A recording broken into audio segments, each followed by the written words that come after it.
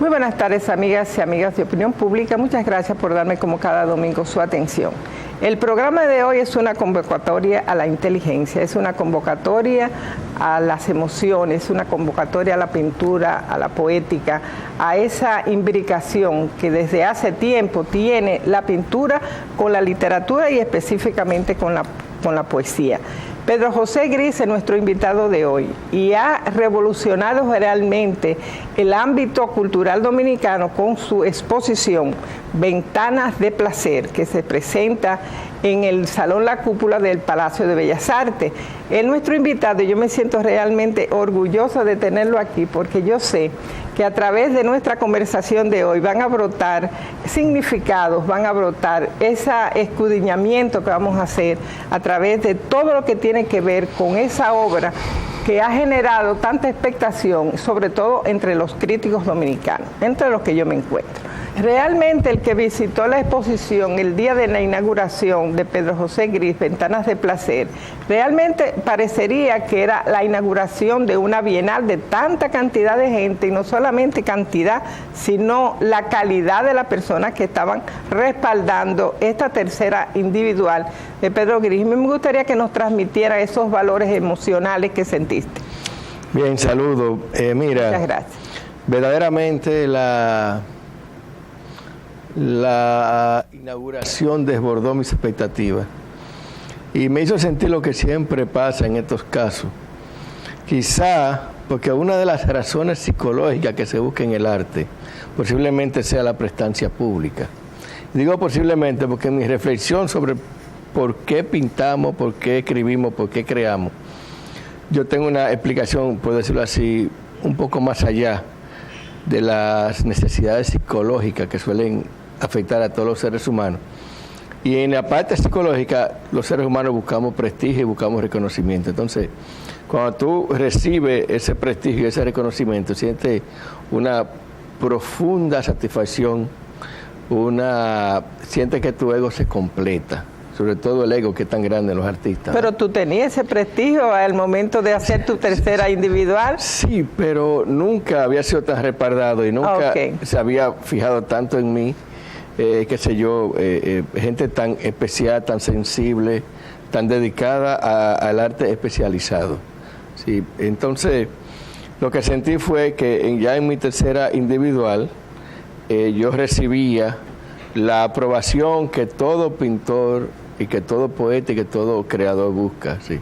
La aceptación del público que posiciona en el ambiente cultural de un país o de un lugar. Sí, una profunda satisfacción, pero una pequeña sorpresa, porque en verdad que no esperaba que fuese una respuesta tan masiva, ¿no? Pero realmente... Y tan diversa, sí, porque tan había diversa, de todos los colores, políticos, sí. artistas, tus muchos pares, artistas, literatos, en fin, todas las vinieron comisiones, porque por ejemplo de Moca vinieron 15 artistas que se juntaron para venir por su cuenta. Chiqui Mendoza viene de Nueva York. Mendoza viene de Nueva York a la exposición, todo el colegio de artistas plásticos dice presente, los críticos, o sea, el presidente de Indotel, que es mi amigo, es Don Santos, don Rafael Abinader, un sinnúmero de personalidades, don Fernando Arebogal, Tony Raful, Premio Nacional de Literatura, el gran poeta Tony Raful. Entonces, ¿a qué respaldo? Lo que hace es que satisface nuestra parte psicológica de búsqueda de prestigio. Ahora, para eso no es que se pinta, aunque ese es el resultado inmediato que se cosecha, porque entonces no tendríamos explicación para aquellos maestros que, recibiendo la desaprobación total de su tiempo, siguen pintando. Por eso yo digo que realmente, aunque pareciera que el artista lo que busca es prestancia pública y reconocimiento, eso, si fuese así solamente, no explicaría cómo los más grandes maestros del pasado, que no recibieron ningún tipo de reconocimiento, inclusive que recibieron rechazo, siguieron pintando.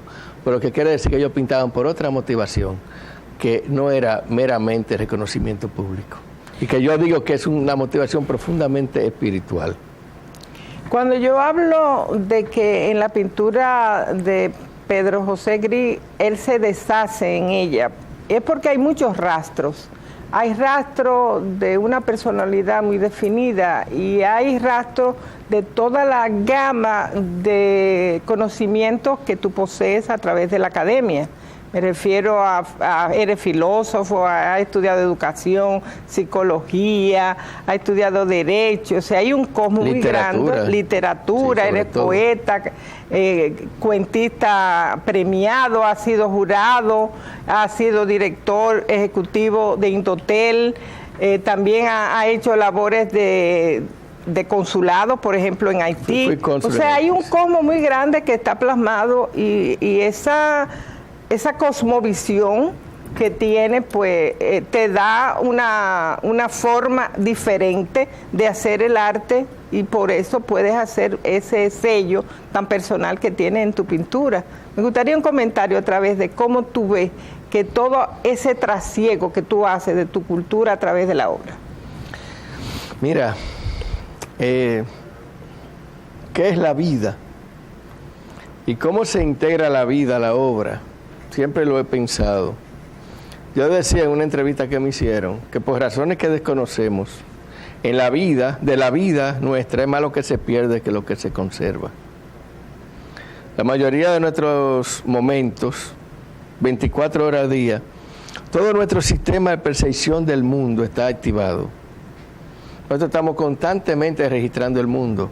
Sin embargo, cuando ponemos a recordar lo que pasó en un día, quizás de un día recordemos 5 o 10 minutos y de muchos otros días no recordamos nada. Lo que quiere decir que todas esas vivencias se perdieron. Y si no se perdieron, pasaron a un lugar donde nosotros no la podemos manejar regularmente. A ese lugar que Freud llamaba el inconsciente, que yo creo que es un poco más allá de lo que Freud definía como inconsciente. Entonces, de esa parte que se pierde de la vida es que viene el arte, la pintura y la literatura.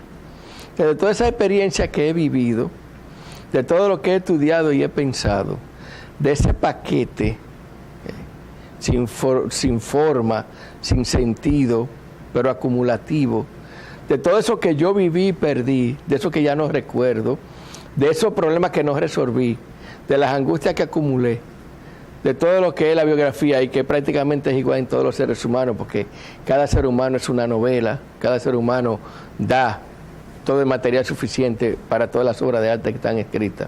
Y cada ser humano, en verdad, tiene en su experiencia de vida casi la respuesta a todas las cosas fundamentales de la vida. Es un asunto de meterse hacia adentro, como decía Sócrates, y ser capaz de intuir en nuestra propia experiencia y en nuestra propia mediante nuestra propia intuición los valores generales de lo que es la vida y de lo que son los otros seres humanos. Entonces, sí, yo pienso que esa acumulación de experiencia, de vivencia, ese vivir abriendo tantas ventanas diferentes, me han permitido hacer una obra no solamente diferente, sino una obra en la que a veces parecería que hay más de un pintor pintando. Yo decía que en mi exposición de Bellas Artes podrían identificarse por lo menos 4 o 5 pintores distintos. Así como si 5 pintores distintos estuviesen pintando obras distintas.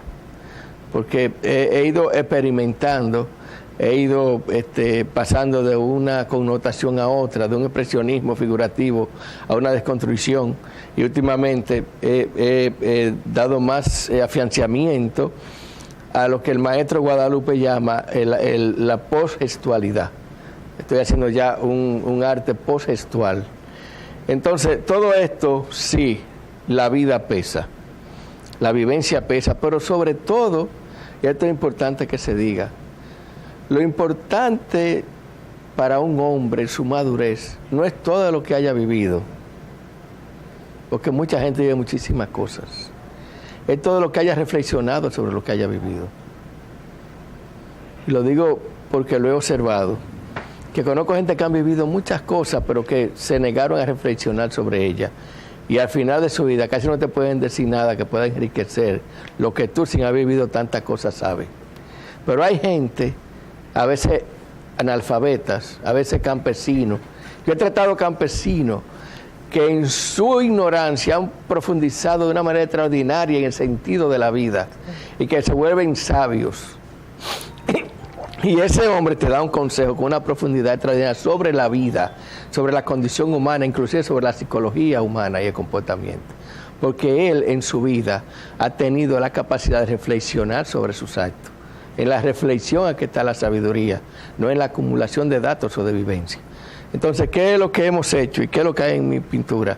Yo creo que en mi pintura hay esencialmente mucha reflexión con respecto a la vida diversa que las propias exigencias de la realidad me han obligado a vivir. Y hay un paralelismo, y yo lo digo en mi pequeño trabajo que publiqué ayer en el Listín Diario, es el aspecto de esa sensación que hay también en tu obra de la muerte. Y hay un paralelismo de algo que es el informalismo español, que Anthony Tapies es su representante mayor, y él tiene en esa cosmovisión de su obra la muerte como un leitmotiv que lo identifica. ¿Hay alguna relación con eso en tu obra? Sí, mira, el concepto, y no vamos a hablar de concepto, la reflexión permanente sobre la muerte atraviesa toda mi poesía. Desde mi primera poesía, que salió a la luz en el 82, cuando yo tenía 20 y pico de años, que la escribí de los 16 a los 22 años, hasta mi último libro, Aniversario, que es un libro en torno a la muerte. La vida entera, la muerte ha sido un elemento referencial a mi existencia misma. De hecho, yo he llegado a la conclusión que todos los hombres, eso creo que de Heidegger, viven para la muerte. Todo lo que conocemos, todo lo que hace la sociedad, todo lo que hacemos individualmente, es un oponernos a la muerte. Porque todo lo viviente está programado para seguir siendo. Y todo lo viviente tiene como mecanismo de defensa una capacidad instintiva a oponerse a lo que lo aniquila. En el ser humano eso se le llama instinto de preservación. El ojo pestaña antes de que la conciencia lo deje pestañear, cuando ve que algo lo va a agredir. Entonces, ese instinto de preservación no es más que un instinto que tiene lo viviente de la conciencia de la muerte. Inclusive el animal que no tiene conciencia definida, el instinto lo programa para que no se deje matar. Y por eso todas sus acciones son de sobrevivencia. Así también el hombre. Entonces, desde muy joven, la muerte me produjo un choque. Y he tenido que lidiar con ella hasta hoy. No es un miedo a la muerte en términos psicológicos. O sea, no es un miedo de una persona que teme porque se va a morir. Es una preocupación ontológica en el hecho del ser. De que el pecado original del hombre es que su conciencia, su inconsciencia, su espíritu, todo lo que él es, teme a la muerte, porque la tiene como una certeza. El hombre es el único animal que sabe que va a morir, porque los otros animales también morirán, pero no lo saben. Por eso el hombre tiene el pecado original que no lo tiene el animal. El pecado original es la conciencia de la muerte y el efecto de tristeza profunda ontológica que produce en el hombre la certeza de que no importa lo que haga, va hacia una posible desaparición. De ahí nace inclusive la religión, la idea de que habría otra vida después de la muerte.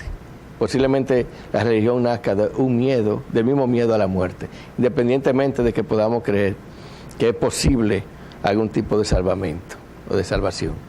Entonces, la muerte está en toda mi obra literaria y pictórica, no como espectro, no como figura de miedo, sino como reflexión ontológica y como neblina de tristeza espiritual, para que lo digamos así.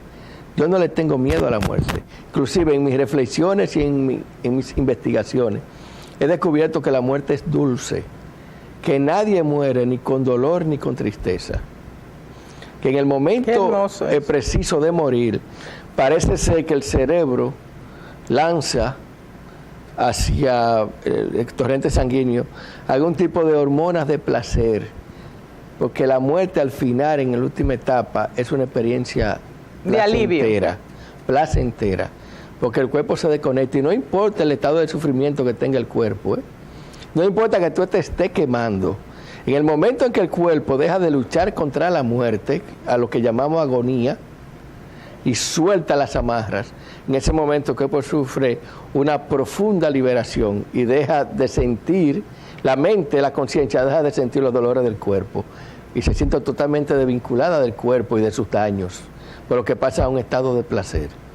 Por lo que no le tengo miedo a la muerte, en tanto sé que la experiencia de la muerte finalmente es una experiencia placentera, pero sí sé que todo lo viviente y sobre todo la conciencia y la autoconciencia que nosotros tenemos se opone a la idea terrible de que toda esta grandeza que somos como seres humanos vaya a descomponerse de nuevo en meros elementos que vuelven a la tierra. Eso asusta a la conciencia y ese miedo ontológico guía todas nuestras acciones. Yo digo que toda la tecnología no es más que una lucha contra la muerte. Todo lo que hacemos es en cierta medida, es un oponernos a que las cosas nos hagan daño. Es viabilizar las cosas para que sirvan para nuestra vida.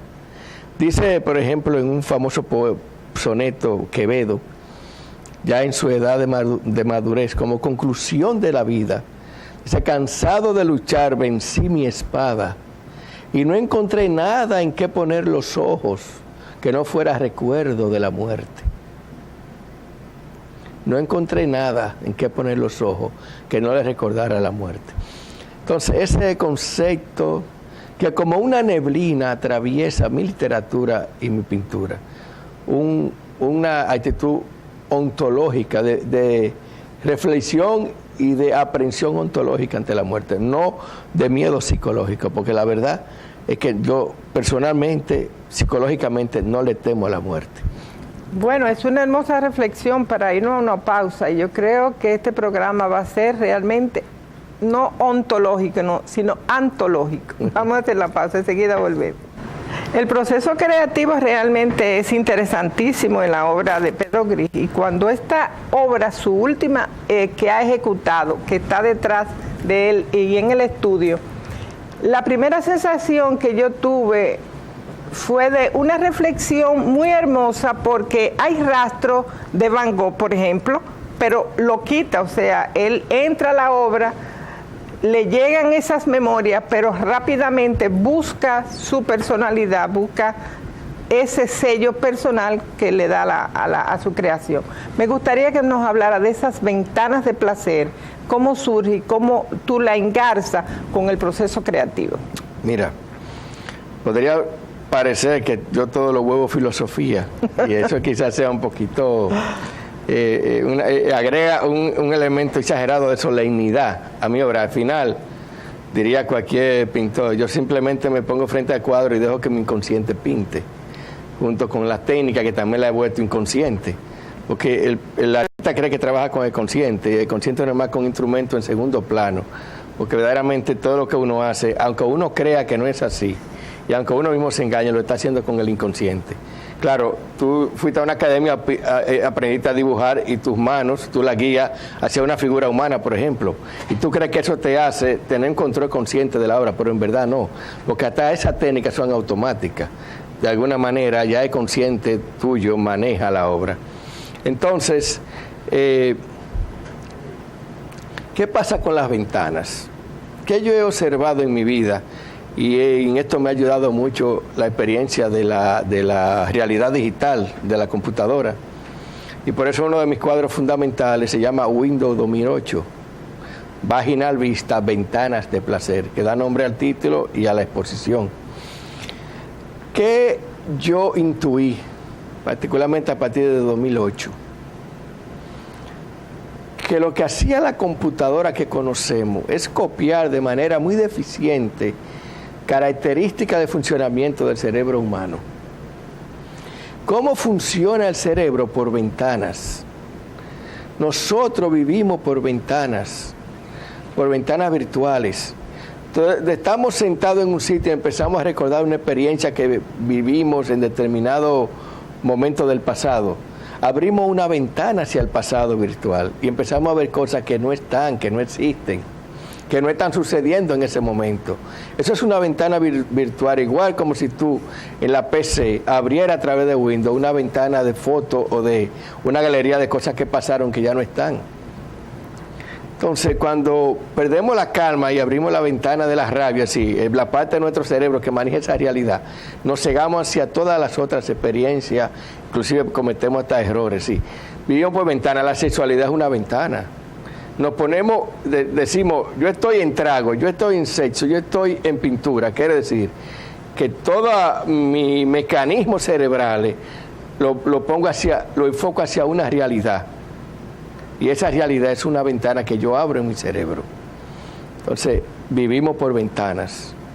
Entonces, cuando yo pinto, yo abro ventanas de placer. No tiene que el tema ser placentero, es que yo siento la paradoja creativa del el placer de desahogar mi tristeza a través de lo que hago.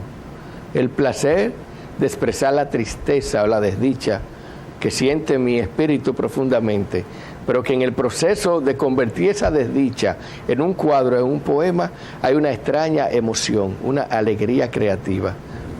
Entonces, ¿cuál es el concepto de ventana? Bueno, que para pintar yo me introduzco en una ventana donde me dictan el cuadro.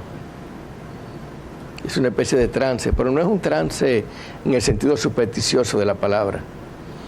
Yo escribo y pinto por trance, pero no de manera supersticiosa, entendiendo que es mi propia mente, mi propio cerebro, que en su necesidad de encontrar la obra, me abre una ventana hacia el inconsciente y me pone en un estado donde el consciente pasa a segundo plano y el inconsciente toma control. Entonces yo lo que digo que caigo en una especie de piloto automático. Pero estoy consciente, no hay ningún trance. Esto hay que entenderlo para no desfigurar la experiencia, porque es un asunto vivido. Cuando yo empiezo a manchar esos cuadros, a moverlos y el color me satisface, eso no, el consciente no puede hacer eso a esa velocidad. El consciente es lento. Para mover una mano hay que darle la orden. El inconsciente es rápido, el instinto. Nosotros pestañamos más rápido que lo que tomamos conciencia de que hay que pestañear porque viene algo hacia el ojo. Entonces esa parte que maneja ese automatismo es la parte básica que maneja el arte. Y con eso hago mi pintura. Esas son mis ventanas de placer, mi ventana terapéutica, mi ventana de salvación ante la conciencia de que nada nos salva. Yo estoy claro de que nada me salvará en absoluto. Ese es mi terrible y patético convencimiento. Y no te vas a Pero cuando abro la ventana del arte, siento por ese instante que estoy salvado. Cuando vuelvo a la conciencia me doy cuenta que la salvación fue instantánea. Esa experiencia de salvación solamente la he sentido en la experiencia creativa y en la experiencia sexual. Todas las demás experiencias de la vida me recuerdan como a Quevedo, que todas las cosas que vemos no son más que recuerdo de la muerte. Solo en la experiencia orgásmica y en la experiencia creativa superamos esencialmente el miedo a la muerte. Yo creo que hay una pulsión en tu pintura y lo demuestra estas imágenes que hemos visto, y lo dice Pastor de Moya cuando escribe sobre tu obra en este libro que se llama Gris, Ventana de Placer, y que está a su disposición en las librerías dominicanas, y de manera especial Verónica Ascensión lo tiene distribuyendo en esas casas de lectura. A mí me gustaría que nos hablara de esa pulsión realmente que se advierte, aunque sabemos que eres pariente, sobrino de Giorgi Morel, que es un gran maestro del modernismo dominicano, del impresionismo dominicano, y que tú abrevaste en ese taller técnicas, pero hay también esa pulsión que se advierte también en tu obra. ¿Qué de verdad hay en todo esto que digo? Sí, totalmente de acuerdo con Pastor de Moya. Es fascinante la intuición de Pastor con respecto a este aspecto de mi creación. Yo trabajo las obras plásticas por pulsión, y eso es lo que me permite no tenerle miedo al cuadro. Si hay una característica en el proceso de creación de mi obra plástica, es que yo no le tengo miedo al cuadro ni a los dictámenes de la academia. Fíjate que hay desde la clasicidad toda una teoría del color. Yo tengo la característica de que yo rompo con la teoría del color y mezclo los colores que la academia y los libros dicen que no se deben mezclar o que no se deben vincular. Y ese es quizá uno de los sellos de mi pintura. Y hay primarios todos. Sí, por ejemplo, yo soy yo favorezco mucho el collage, pero el collage mío tiene la tendencia a mezclarse con la pintura, no a individualizarse como collage, de tal manera que a veces ni siquiera se percibe. Entonces es un recurso extrapictórico. Es un recurso extrapictórico permanente.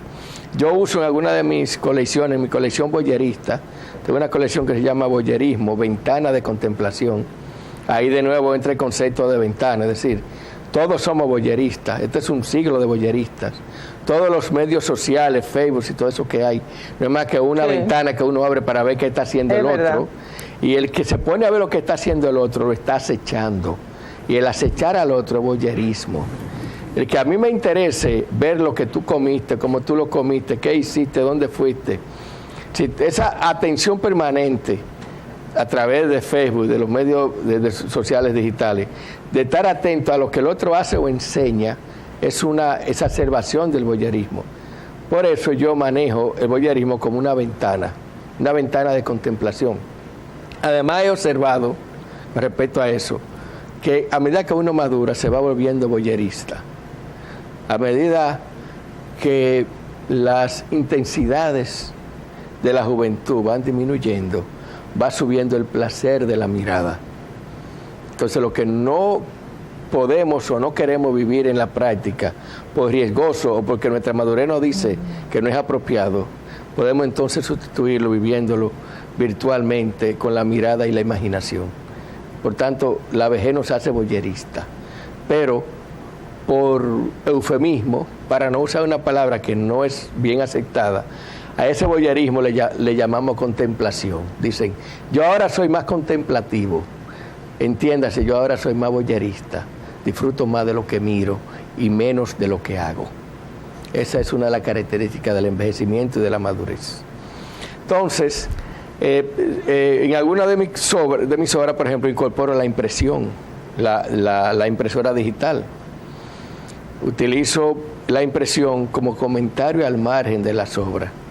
A veces le imprimo encima de la obra un poema, un fragmento de poema mío.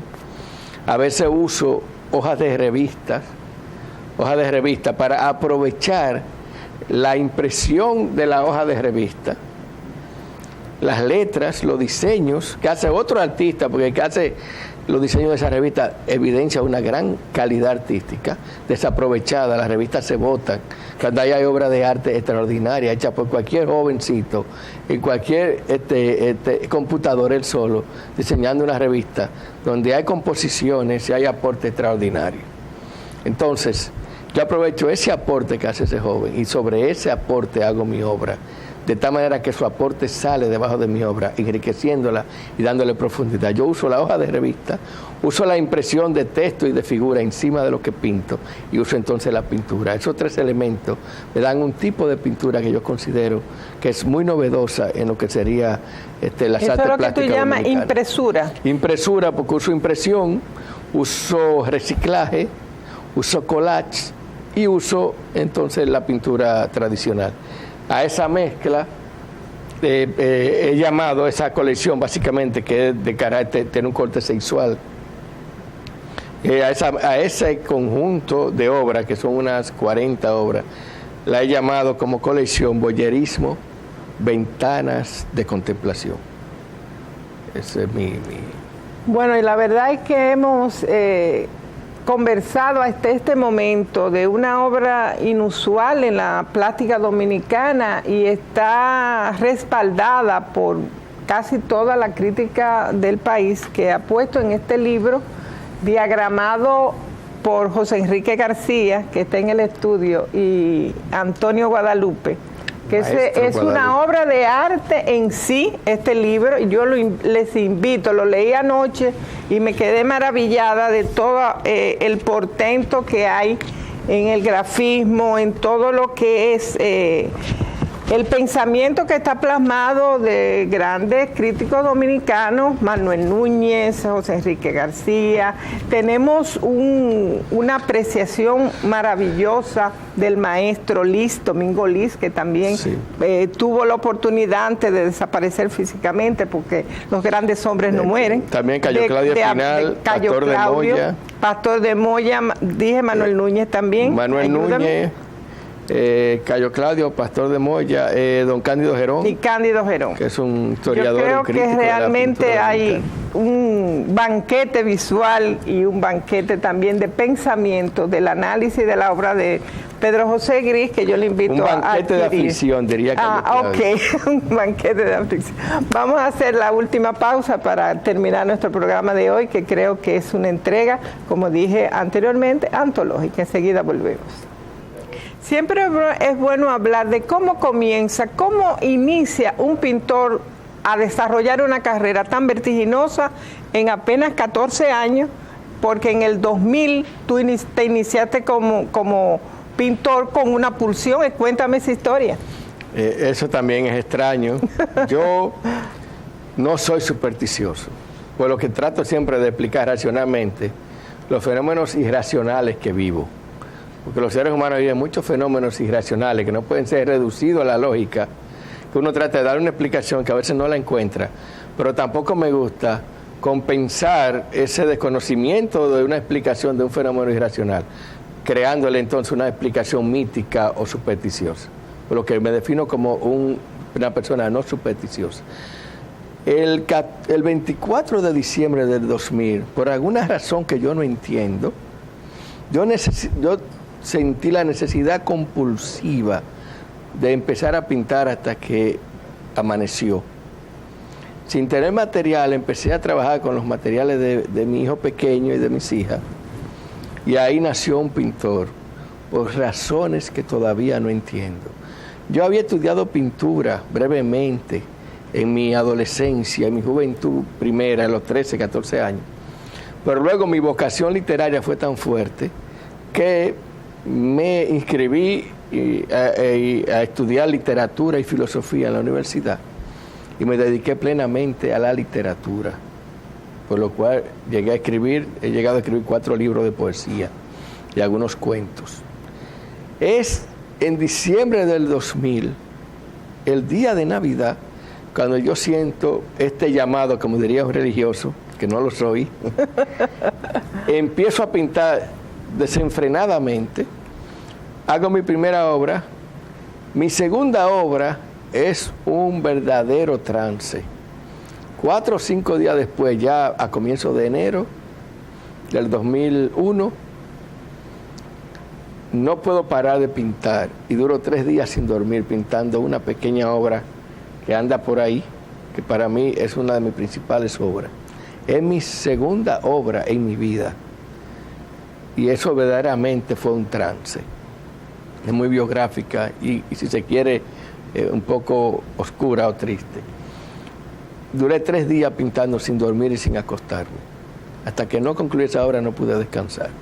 De ahí en adelante, combinándolo con mis trabajos, con la familia, con las obligaciones sociales, he empezado a hacer mi obra a través de estos últimos 14 años. Pero podríamos decir que en los últimos 3 años, de nuevo ha regresado con más fuerza la pulsión, y que ya prácticamente mi vida gira en torno a la pintura, y que todas las demás cosas que hago, y las hago, trabajar, estratega, consultor político, tengo una empresa de encuestas, etcétera. Toda esa parte racional que tiene que ver con la necesidad que tenemos de atender el cuerpo, no el alma, la satisfago en segundo plano, porque ya para mí a esta edad lo principal es atender mi espíritu. Y entonces mi espíritu solamente se satisface en el arte, por lo que la esencia de mi vida en estos momentos es la poesía y primariamente la pintura. ¿Por qué empecé a pintar prácticamente a los 40 años y no lo hice antes? No lo sé. No entiendo. Esos son de esos fenómenos de la vida, de la inconsciente, que afectan a uno y que uno no logra darle una explicación. Ahora, como digo en uno de mis escritos, ¿me salva la pintura? No, no me salva. Nada nos salva. Solamente que me sirve es un caramelo. Y yo ese caramelo me he vuelto adicto a chuparlo. El caramelo de la ventana de placer que abro cuando estoy pintando y en el momento que se me olvidan todos los problemas y todas las tensiones. Después que pasa ese trance, lamentablemente la realidad se impone y los dolores vuelven. Pero no quiere decir que la literatura va a desaparecer de la vida de Pedro José Gris. Mira, la literatura es esencial a mi vida. De hecho, a veces pensando en un poema hago un cuadro y siento inclusive, he notado la terrible influencia que hay en mi último libro de poesía de parte de la pintura. La razón por la que mi último libro rompe las amarras y si se quiere rompo con los propios esquemas literarios que yo defendía antes, es porque la libertad que yo encontré en mi hacer plástico, mediante el uso del azar y la gravedad que me ayudan junto con mi conciencia artística a hacer mi obra de arte, se extrapoló a la poesía y, por decirlo así, siendo que me liberó la palabra escrita. De tal manera que hay un matrimonio indisoluble entre mi pensamiento, mi poesía y mi pintura. Por eso he dicho, cuando me preguntan, dado que mi obra es informalista y parecería que no tiene un punto determinado para ser concluida, cuando la obra es abstracta, tú dices, bueno, puedo dejarla ahí, puedo ponerle más colores, puedo seguir, si no hay un punto específico, ¿no? Entonces la gente me pregunta, entonces en ese mecanismo de trance que tú vas creando, que produciendo colores, y parecería que no te vas a parar, ¿cuándo tú te paras y qué te hace parar? ¿Qué te hace pensar que la obra está concluida siendo tan abstracta? Yo digo, bueno, yo me paro cuando pongo la obra frente a mí, a veces durante horas, en la noche siempre, en la madrugada, y siento que las figuraciones, las manchas o las imágenes que hay dentro de la obra están pensando.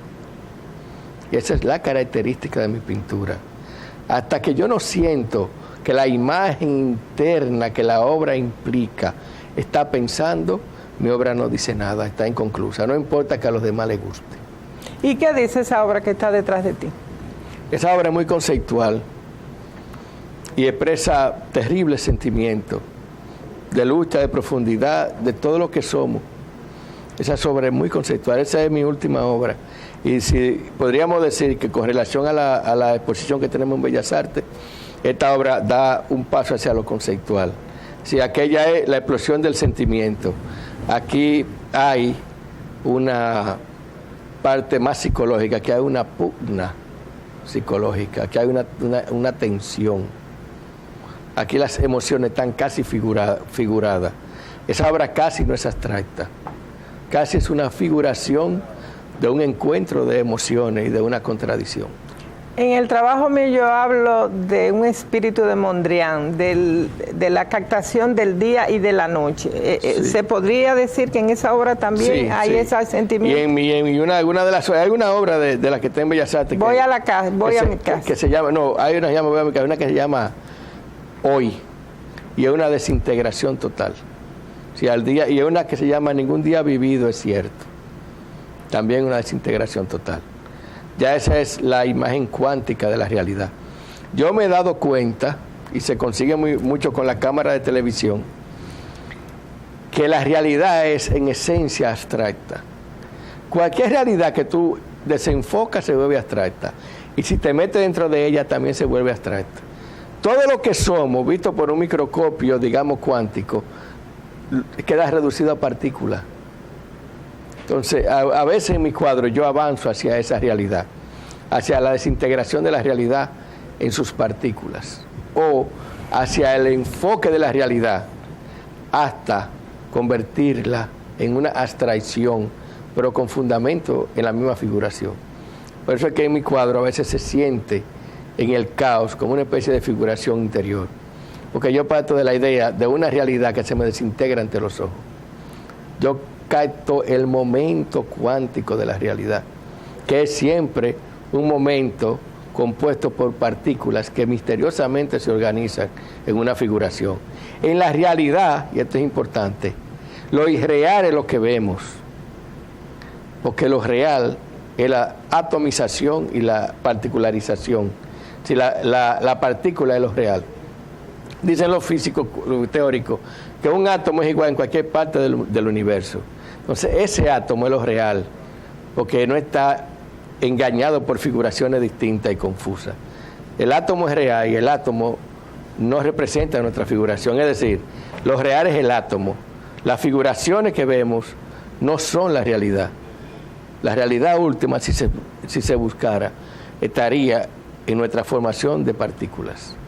Muchos de mis cuadros presentan, y también voy hacia mi casa, que es un cuadro interesante, que es la portada del libro, presentan esa imagen de un mundo desintegrándose y dentro de ella las casitas del hombre que no sabe que está en un mundo que se desintegra.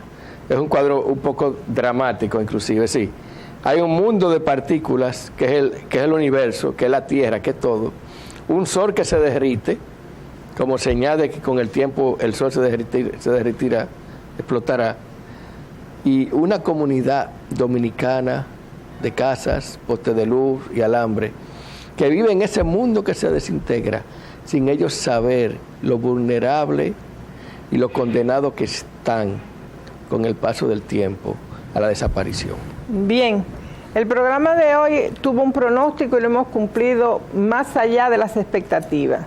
Es un encuentro con la inteligencia, es un encuentro con la obra y la vida de Pedro José Gris, que ha estado con nosotros y para ustedes. Les doy las gracias muy expresivas y me siento muy orgullosa de tener la oportunidad de brindarle a la teleaudiencia dominicana un pintor, un poeta, un escritor, un ser humano tan trascendente como él. Muchas gracias. Gracias. A ustedes, amigas, la cita será como siempre el próximo domingo, donde de nuevo será otra vez Opinión Pública y yo les espero como siempre.